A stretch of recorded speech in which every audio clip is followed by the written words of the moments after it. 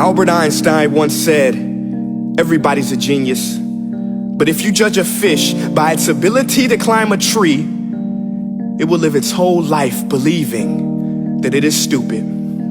Ladies and gentlemen of the jury, today on trial we have modern day schooling. Glad you could come. Not only does he make fish climb trees, but also makes them climb down and do a 10-mile run. Tell me, school, are you proud of the things you've done? Turning millions of people into robots, do you find that fun? Do you realize how many kids relate to that fish swimming upstream in class, never finding their gifts, thinking they are stupid, believing they are useless? Well, the time has come, no more excuses. I call school to the stand and accuse him of killing creativity, individuality, and being intellectually abusive. He's an ancient institution that has outlived his usage. So, Your Honor, this concludes my opening statement, and if I may present the evidence of my case, I will prove it. Proceed. Exhibit A. Here's a modern day phone. Recognize it? Here's a phone from 150 years ago. Big difference, right? Stay with me. Here's a car from today, and here's a car from 150 years ago. Big difference, right? Well, get this. Here's a classroom of today, and here's a class we used 150 years ago. Now ain't that a shame? In literally more than a century, nothing has changed. Yet you claim to prepare students for the future?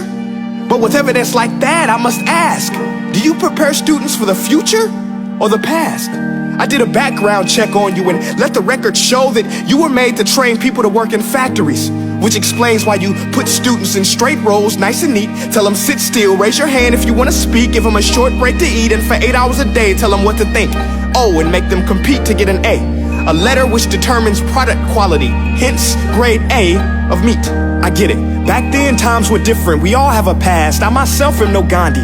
But today, we don't need to make robot zombies. The world has progressed. And now we need people who think creatively, innovatively, critically, independently, with the ability to connect. See, every scientist will tell you that no two brains are the same. And every parent with 2 or more children will confirm that claim.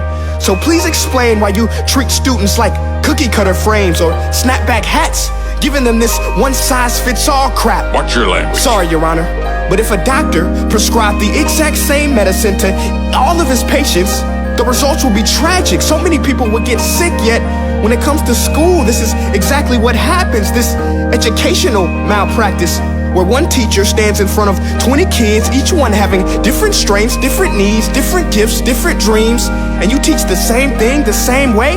That's horrific. Ladies and gentlemen, the defendant should not be acquitted. This may be one of the worst criminal offenses ever to be committed. And let's mention the way you treat your employees. Objection. Overruled. I want to hear this. It's a shame. I mean, teachers have the most important job on the planet, yet they're underpaid? No wonder so many students are short-changed. Let's be honest, teachers should earn just as much as doctors, because a doctor can do heart surgery and save the life of a kid, but a great teacher can reach the heart of that kid and allow him to truly live. See, teachers are heroes that often get blamed, but they're not the problem. They work in a system without many options or rights. Curriculums are created by policymakers, most of which have never taught a day in their life. Just obsessed with standardized tests. They think bubbling in a multiple choice question will determine success. That's outlandish. In fact, these tests are too cruel to be used and should be abandoned, but don't take my word for it. Take Frederick J. Kelly, the man who invented standardized testing, who said, and I quote, "These tests are too cruel to be used and should be abandoned." Ladies and gentlemen of the jury, if we continue down this road, the results will be lethal. I don't have much faith in school, but I do have faith in people. And if we can customize healthcare, cars, and Facebook pages, then it is our duty to do the same for education, to upgrade it, change it, do away with school spirit, because that's useless. Unless we're working to bring the spirit out of each and every student, that should be our task. No more Common Core. Instead, let's reach the core of every heart in every class. Sure, math is important, but no more than art or dance. Let's give every gift an equal chance. I know this sounds like a dream, but countries like Finland are doing impressive things. They have shorter school days, teachers make a decent wage, homework is non-existent, and they focus on collaboration instead of competition. But here's the kicker, boys and girls. Their educational system outperforms every other country in the world. Other places like Singapore are succeeding rapidly. Schools like Montessori, programs like Khan Academy. There is no single solution, but let's get moving. Because while students may be 20% of our population, they are 100% of our future. So let's attend to their dreams, and there's no telling what we can achieve. This is a world in which I believe, a world where fish are no longer forced to climb trees. I'll rest my case.